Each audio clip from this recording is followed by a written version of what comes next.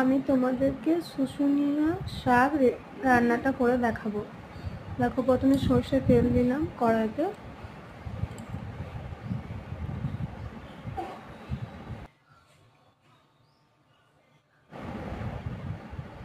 তেলটা একটু গরম হয়ে আসলো, এরপর আমি রসুন দিলাম। এরপর রসুনটা তোমাকে ভালো করে ভেজে নিতে হবে, লাল করে।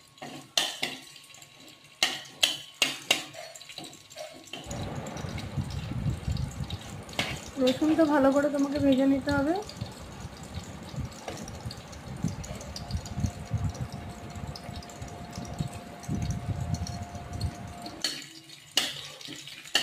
রসুন ভেজে নেওয়ার পর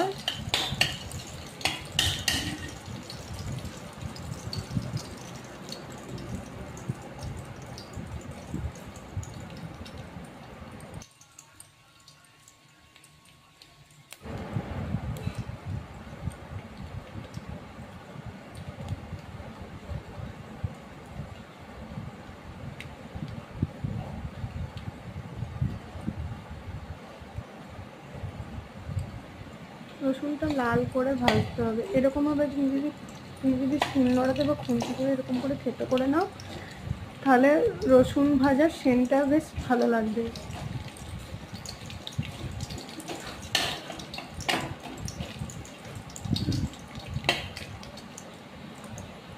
রসুনটা বেশ ভালো করে ভাজা যাবে।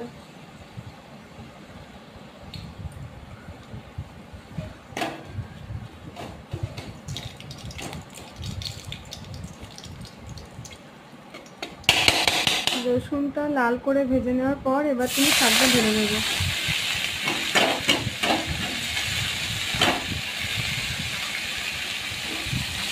একটু নাড়াচাড়া করলে, শাকটা একটু নাড়াচাড়া করার 2-3 বার নাড়াচাড়া করলে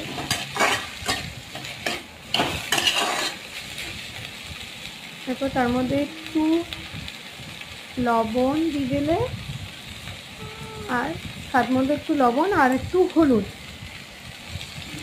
দিয়ে দিলে, এরপর কিছুক্ষণ শাকটা এভাবে ভাজতে থাকলে